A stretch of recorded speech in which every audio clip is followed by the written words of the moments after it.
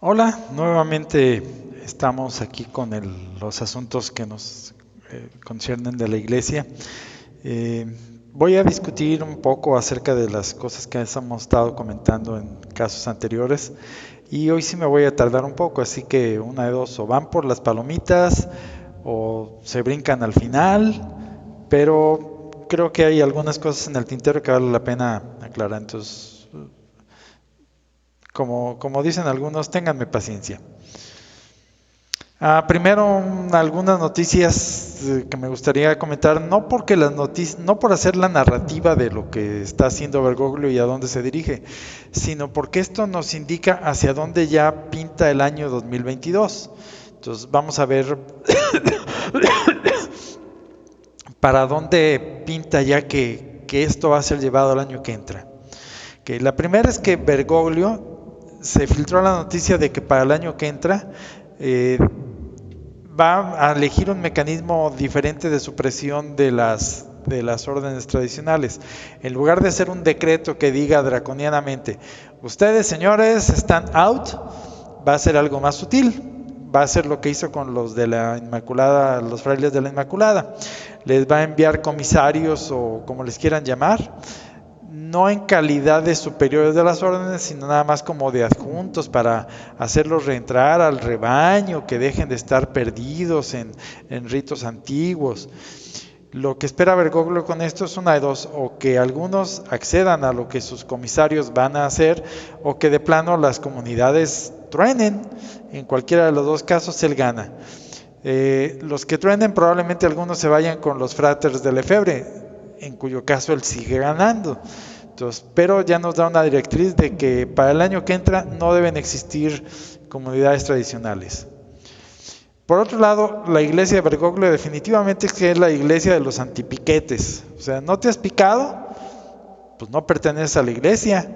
Eh, para fines prácticos, todos los que rechacen la picazón oficial están excomulgados. Ahora, aquí es donde se empieza a poner interesante la cosa.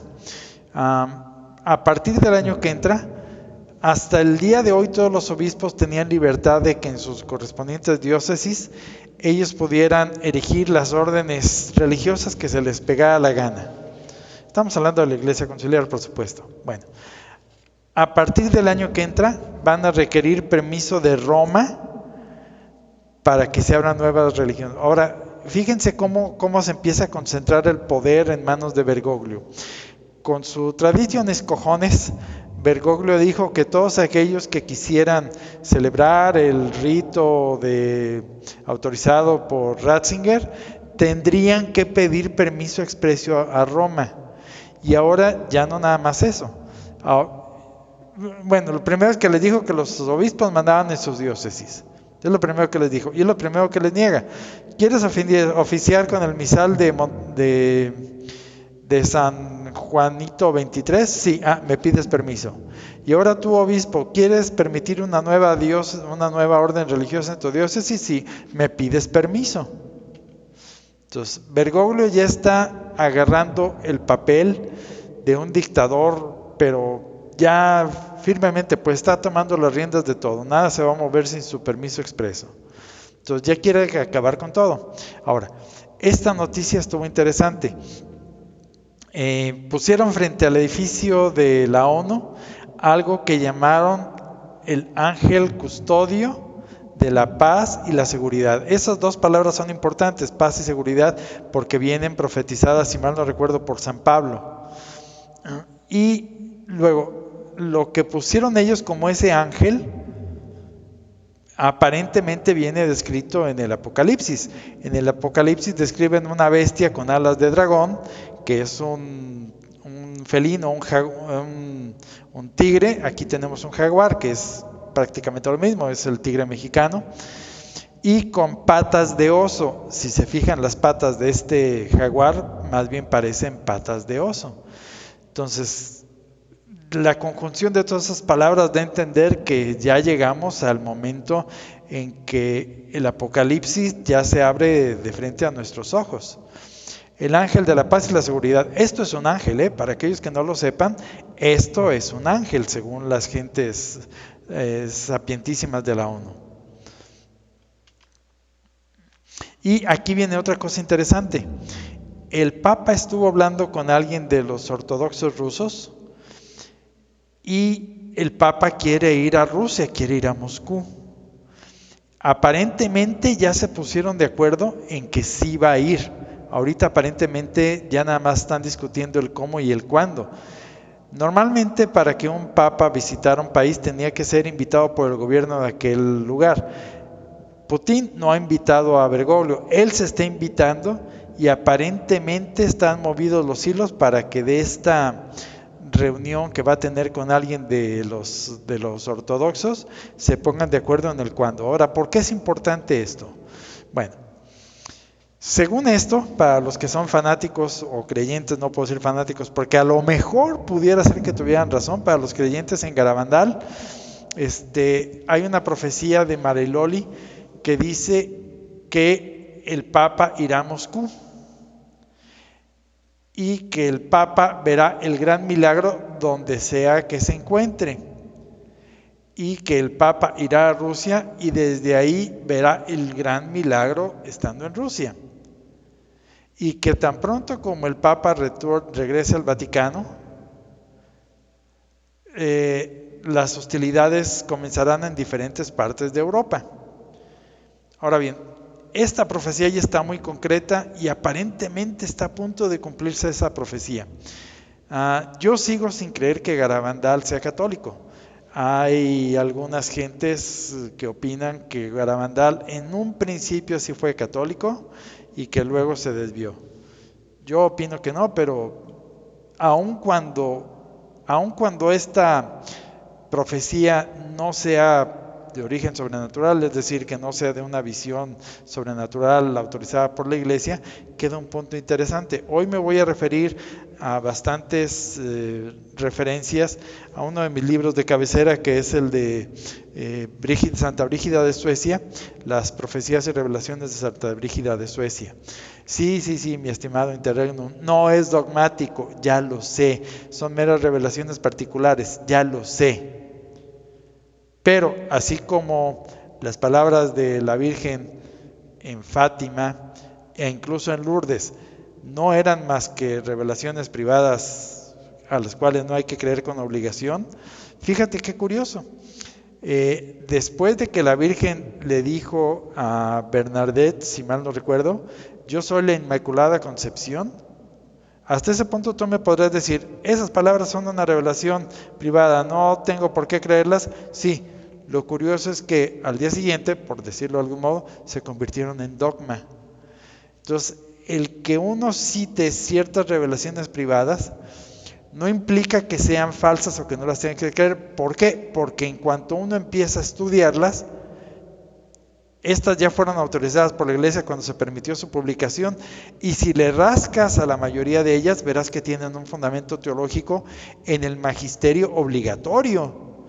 Entonces, el hecho de que unas palabras vengan de una revelación privada no implica que las puedo descartar alegremente, porque si son verdaderas tienen una verdad dogmática detrás, en cuyo caso si las tiras al bote, tiras al bote la verdad dogmática que está detrás.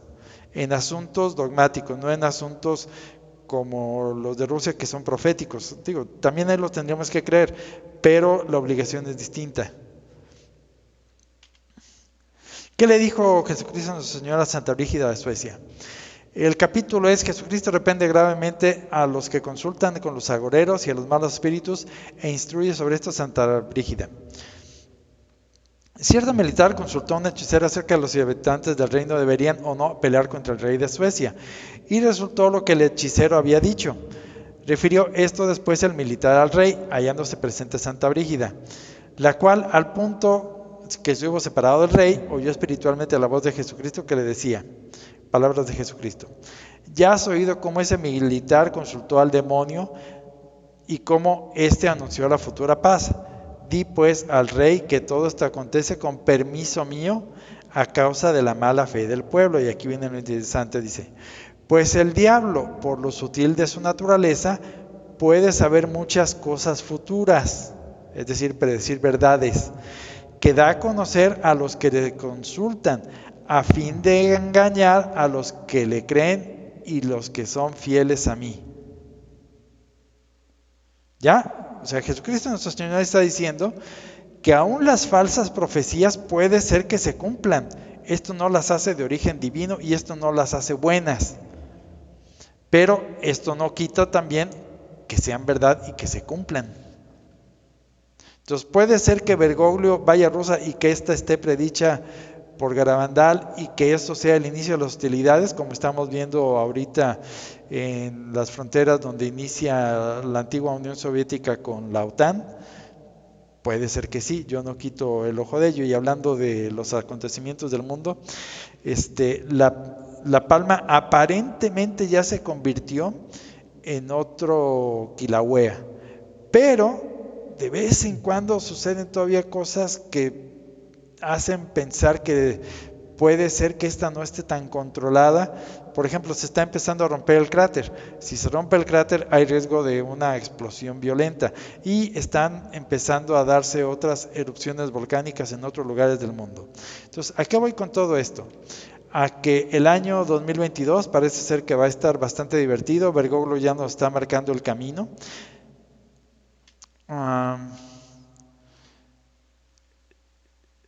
Ya el autoritarismo de Bergoglio ya es evidente. El hecho de que vayan a cerrar ya todas las órdenes religiosas, o por lo menos lo intenten, ya indica que ya está en marcha una persecución oficial hacia lo que parezca católico. Yo digo que las cosas siempre inician por los religiosos, es decir, si Roma ya está persiguiendo a los que aparentemente son medio ortodoxos, a los de medias tintas, pues esto significa que los gobiernos seculares no tardan para que nos vayamos agarrando. Y esto ya nos habla de una aceleración de planes. Ahora bien, estoy hablando de los de media línea, que estos son los que están bajo la sombrilla de Ecclesia Dei. Aquí voy a empezar a meter un poquito de asuntos de lógica. Nosotros, los malditos tradis, siempre dijimos que todo lo relativo a Ecclesia Dei, y obviamente lo relacionado a Lefebvre, a quien por cierto ya están intentando reivindicar, era una trampa. Lo que querían era meter en una sola casilla a todos los molestos tradis y cerrar la trampa y obviamente echarla al mar con todos ellos adentro en cuanto fuera el momento. Aparentemente ya es el momento de cerrar la trampa de Ecclesia Dei. Aquí empieza con los asuntos de lógica y el resto será a partir de eso. Dice las leyes económicas que hay cosas que no puedes tener juntas. Hay 3 factores que no puedes tener juntos a la vez. No puede ser que al mismo tiempo algo sea barato, sea rápido o sea de calidad. Puedes tener 2 de 3, no 3 de 3. Entonces, si es barato, o no va a ser rápido o no va a ser de calidad. Si lo quieres rápido, o no va a ser barato o no va a ser de calidad. Y si lo quieres de calidad, o no va a ser barato o no va a ser rápido. Por eso es que estoy poniendo esa figura del triángulo imposible. Entonces, aparentemente aquí se cierra la trampa con los de Ecclesia Dei, que aparentemente lo iban a conseguir todo lo que querían, es decir, iban a tener la tradición y al mismo tiempo iban a estar en la iglesia oficial. Entonces, aparentemente esa dicotomía, digo, aquí yo lo puse como un ejemplo de 3, ahí es nada más un ejemplo de 2, donde podían tener todo lo que querían. Tenían la obediencia a la pertenencia en una cum con el Papa, entre comillas, y tenían lo que ellos querían, sus ritos antiguos, aunque ya sabemos que son los de San Juanito 23, no la misa tridentina, pero bueno. Ahora bien, cambio el tema. Aunque va un poquito relacionado, estas gentes de Ecclesia Dei creen que lo pueden, que están todavía creyendo que lo pueden tener todo y todavía están repelándole a Roma que los deje ser lo que ellos quieren. Quieren ser tradicionalistas dentro de una iglesia modernista. No quieren ver la realidad evidente de que se está cayendo a pedazos su iglesia con su libertad. Ahora bien, ¿por qué razonan así? Y aquí me voy a meter en un par de ejemplos que nos llevan a nuestro amigo Interregnum. O lo que quiero ejemplificar es lo que yo quisiera en lo personal evitar y que todos ustedes también evitaran, pero a toda costa, porque aquí están los vicios de la mente. Okay. Sabemos todo el mundo el famosísimo error que le achacan a San Pedro, donde le dicen que Pablo vino a corregir a San Pedro. Eso ya lo sabemos y nos lo recalcan todos los días. Ahora bien, aquí solo hay tres posibilidades lógicas. Digo, considerando que hay un dogma que salvaguarda la infalibilidad de los papas, aquí solo caben tres explicaciones posibles. Una, o San Pedro no había terminado de formarse un criterio, juicio, idea, y que lo que había expresado hasta ese momento era solo una opinión personal y San Pablo le corrigió una opinión personal que todavía no era un decreto oficial a la Iglesia Universal. Esa es una posibilidad. O el asunto que San Pablo le corrigió a San Pedro no era dogmático, o bien, que esta es la que agarran todos nuestros amigos conciliares, no era infalible, y por lo tanto hoy en día tenemos papas que se equivoquen, y son papas. Entonces, fíjense cómo razonan los conciliares y cómo a veces razonamos todos. O sea, ¿todos podemos caer en este tipo de falacias? Sí. Segundo ejemplo de este tipo. Aquí fíjense que la palabra clave que yo dije es hay un dogma. Vamos a tomar la encíclica Quantum Confessiamur de su santidad Pío IX, si mal no recuerdo, donde él se queja de la bondad de todas las religiones y luego dice que solo la Iglesia Católica salva, es decir, él lo dice abiertamente, solo la Iglesia Católica salva, ¿sale? Quédense con esa frase, solo la Iglesia Católica salva, pero dentro de esto hay 2 o 3 renglones que luego toman los conciliares. Fíjense lo que dicen. Su santidad Pío IX dice: los que cuidadosamente guardan la ley natural y sus preceptos esculpidos por Dios en los corazones, algunas otras cosas, puede ser que consigan la vida eterna, porque Dios hace las cosas de tal modo que nadie sea castigado con eternos suplicios si no es reo de una culpa voluntaria. Ok, entonces fíjense lo que nuestros amigos conciliares dicen. Ok, su santidad se está refiriendo aquí a los que pertenecen a otras religiones, a los maometanos, a los aborígenes del Amazonas o qué sé yo. Dice, y si ellos cuidadosamente guardan la ley natural y sus preceptos, a lo mejor ese maometano o ese hindú se salva. Conclusión, fuera de la iglesia hay salvación. Entonces, ellos extraen la conclusión de que fuera de la iglesia sí hay salvación, que hay, y lo toman contra lo que dice el Papa como encabezado de esto, que dice que solo la Iglesia Católica salva. Entonces, desde el punto de la lógica, solo hay 2 posibilidades para que esto que dice su santidad sea cierto. Una, o fuera de la Iglesia Católica sí hay salvación, y ellos dicen que sí la hay porque puede ser que los que hayan guardado la ley natural, siendo musulmanes o qué sé yo, se salven. Y por lo tanto, aunque está definido como dogma extra ecclesia nulla salus, hay excepciones a los dogmas. O bien el concepto que ellos tienen de lo que es la iglesia, es decir, esa cosa que en su mente corresponde a la iglesia, no es lo real. Entonces fíjense, aquí ya llevamos 2 dogmas y ellos, los conciliares, les encuentran escapes a esos dogmas.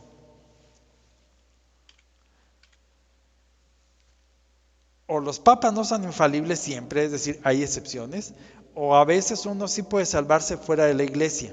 Ahora bien, ¿qué decimos nosotros los malditos tradis? Nosotros sostenemos que los dogmas nunca tienen excepciones. ¿Por qué? Porque entonces nos daría como resultado una teología distinta.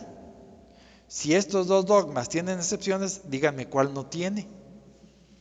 Díganme cuál dogma no tiene excepciones.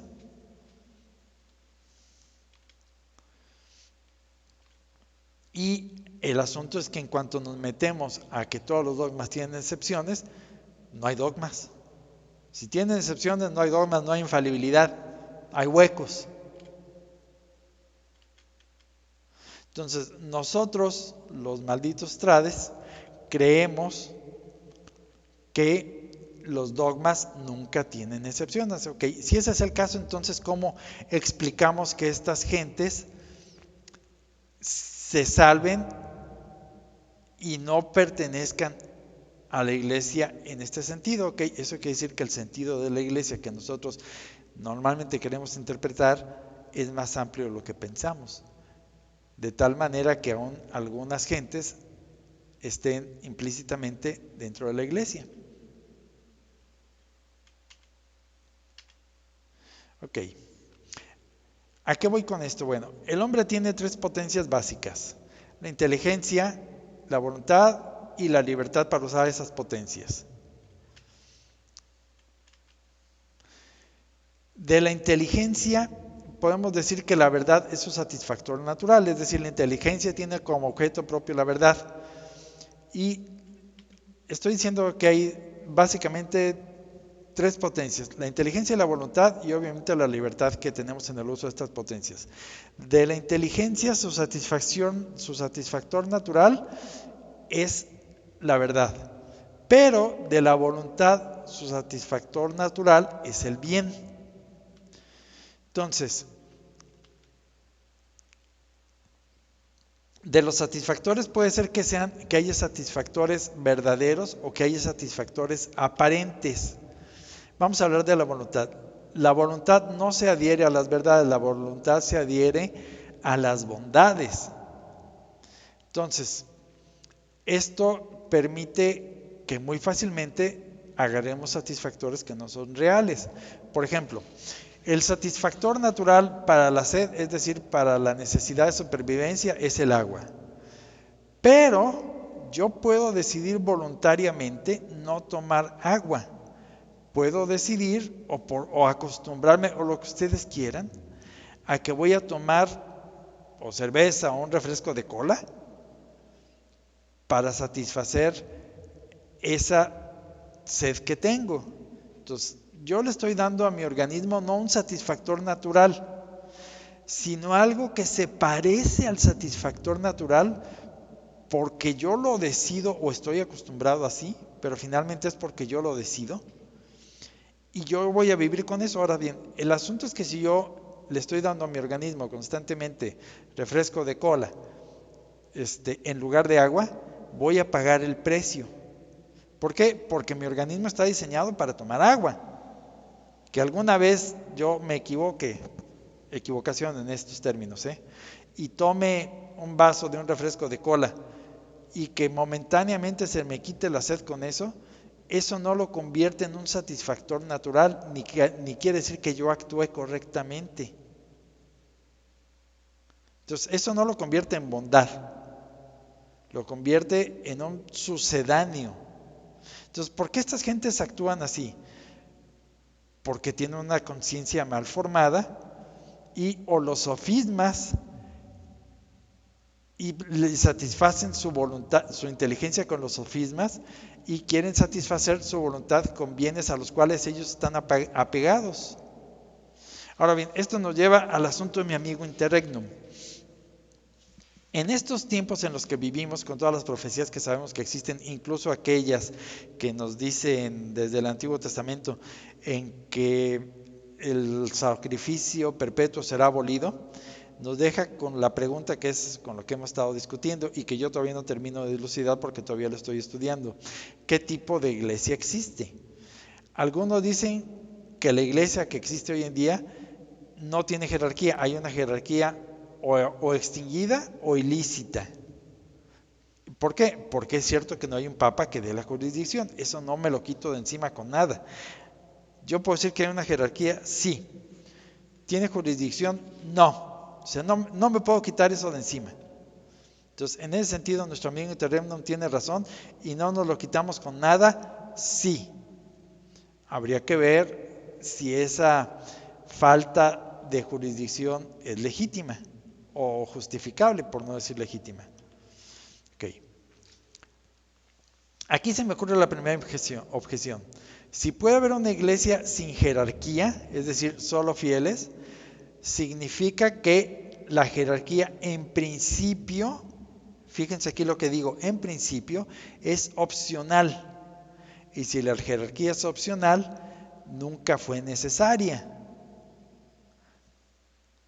Aquí algunos podrán, y yo mismo lo he dicho, que se ha dado casos en que la iglesia, por ejemplo, la iglesia de Japón, cuando sacaron a toda la jerarquía que había ahí, a todos los franciscanos y todos los jesuitas y demás, en Japón y en China, pervivió la iglesia, sí, pero esa era una iglesia local, no era la iglesia universal. Aquí estamos hablando de una iglesia universal, lo cual plantea el asunto en otro terreno. Desde el punto de vista de la patrística, sabemos que la iglesia nació con jerarquía y algunos suponemos, por algunas cosas que vienen de la patrística, que la jerarquía debe perdurar hasta el fin del mundo. Esta es opinión. ¿Que la podemos sustentar con algunos textos tomados de la patrística? Sí. Ahora bien, aquí nuestro amigo Interregnum puede decir, espérame, ahorita no hay jerarquía, ok. Sin embargo, sabemos por revelación de San Pablo que algunos de los judíos tendrán que ser convertidos en el último tiempo, al cual es el asunto que yo mencioné al principio. Aparentemente ya estamos metidos en los últimos tiempos. Entonces, si esos tienen que ser convertidos, ¿de dónde va a salir la jerarquía que los convierta? O sea, nuestro Señor nunca vino directamente a convertir a nadie, digo, después de que fue resucitado, nunca vino directamente a convertir a nadie. Esa chamba se las dejó a los apóstoles, ir por todo el mundo a predicar el evangelio, el que se convierta se salvará. Entonces, si hay un resto que todavía tiene que ser convertido, pues ¿cuál va a ser la jerarquía que lo va a convertir? Si según nuestro amigo Interregnum ya fue abolida. Y además, según nuestro amigo Interregnum, esta jerarquía nunca fue esencial en principio. Lo que estoy diciendo aquí, recordemos algunas cosas que yo he mencionado de filosofía, es que existen los cambios accidentales y los cambios sustanciales. Digo, los cambios accidentales, sí, y los cambios sustanciales. Aparentemente, según su teoría, la jerarquía no era sustancial, era accidental. Yo creo que la jerarquía no es accidental, yo digo que es esencial. Entonces, aquí una contraobjeción que me pueden decir es que ¿Cristo puede volver a elegir una jerarquía? Sí. Si ahorita no hay jerarquía, ¿Cristo mañana puede venir y puede volver a elegir? Sí, de hecho, aparentemente por ahí hay alguna profecía que yo he mencionado y que nuestro amigo Moyán de Amor de la Verdad tiene por ahí, donde se supone que San Pedro baja del cielo y vuelve a elegir una jerarquía, o él elige un papa, lo que es lo mismo es elige una jerarquía, o sea, vuelve a haber fuente de jurisdicción. Pero a mi modo de ver, y esto es opinión muy personal, esto sería hacer trampa. ¿Por qué? Porque si yo primero digo que no hay poder que pueda apagar esta vela y luego llega el enemigo y le sopla y la apaga y yo la vuelvo a encender, saco mi encendedor y la vuelvo a encender, pues a mí me suena como que estoy haciendo trampa. Éjele, la volví a encender. Pues le vuelve a soplar y la vuelve a apagar. O sea, si se supone que cuando la iglesia es indefectible es porque no hay modo en que la puedan apagar. No hay modo. Si es indefectible, no puedo yo soplarle y apagarle y luego sacar el encendedor y volverle a encender. Entonces, en resumen, una de dos. O tenemos una iglesia con una jerarquía deficiente, porque está dividida y no busca unificarse bajo un papa que les dé validez a sus poderes episcopales de orden. ¿Se pueden ejercer el orden? Aparentemente sí, sin jurisdicción. O bien no tenemos jerarquía.